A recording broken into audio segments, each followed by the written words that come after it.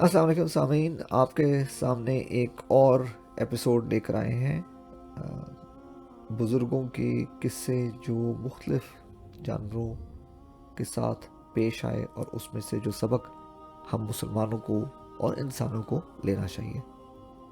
پہلا قصہ ہے ایک چڑیا کی محبت اور ایک بزرگ کے حسن سلوک کا۔ حضرت جنید فرماتے ہیں کہ مجھے محمد بن وہب نے اپنے بعض رفقا کا حال سنایا کہ ایک مرتبہ وہ ایوب جمال کے ساتھ حج کرنے گئے۔ جب وہ اور ہم صحرا میں داخل ہوئے اور چند منزل طے کر چکے تو ایک چڑیا کو دیکھا، وہ سر پر منڈلا رہی ہے۔ انہوں نے فرمایا کہ یہاں پر بھی پیچھا نہ چھوڑا۔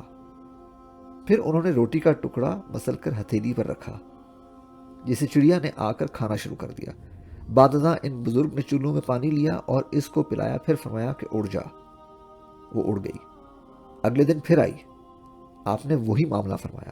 الغرض وہ چڑیا آخری سفر تک آتی جاتی رہی اور آپ وہی معاملہ فرماتے رہے۔ ایوب جمال نے فرمایا کہ تم کو اس چڑیا کی بابت علم ہے؟ راوی کہتے ہیں کہ میں نے جواب نفی میں دیا۔ آپ نے فرمایا یہ چڑیا روز میرے گھر میرے پاس آتی تھی اور میں اس کو کھلایا پلایا کرتا تھا۔ اب جب کہ میں سفر میں چلا تو یہ بھی میرے ساتھ ہو چلی۔ ایک اور واقعہ ہے ایک بزرگ کی بخشش کا جو بلی کے بچے کی وجہ سے ہوئی۔ ایک بزرگ جاڑے کی رات میں چلے جا رہے تھے۔ راستے میں ایک بلی کا بچہ دیکھا جو سردی میں ٹھٹر رہا تھا۔ ان کو رحم آیا اور گود میں اٹھا کر گھر لے آئے اور لحاف میں چھپا لیا۔ جب بزرگ کا انتقال ہوا تو پوچھا گیا بتلاؤ ہمارے واسطے کیا لائے؟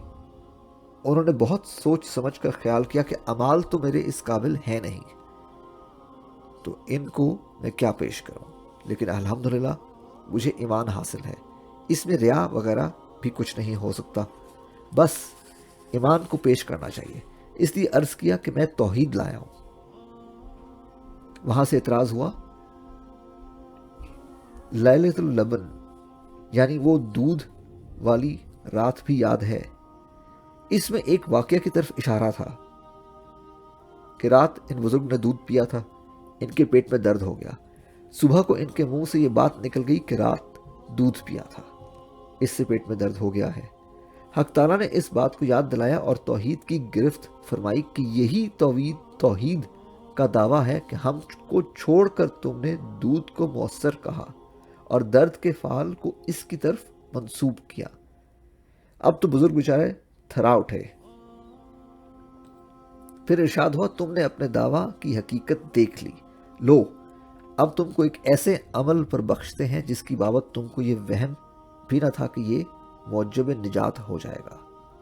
تم نے ایک رات ایک بلی کے بچے کو جو سردی میں مر رہا تھا اپنے لحاف میں سلایا تھا، اس نے تمہارے حق میں دعا کی تھی جو ہم نے قبول کر لی۔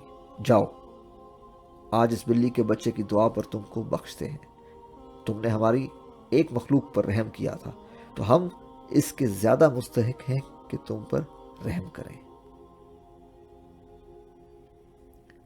آج کا ایپیسوڈ ہمارا اتنا ہی ہے، شکریہ۔ امید ہے یہ دو قصے آپ کو پسند آئے ہوں گے اور ان میں سے ہم لوگوں نے کچھ نہ کچھ سبق بھی سیکھا ہوگا کہ مخلوق کے اوپر رحم کرنا ہمارے لیے آئندہ وقتوں کے لیے کتنا فائدہ مند، اسپیشلی آخرت کے لیے کتنا فائدہ مند ہو سکتا ہے۔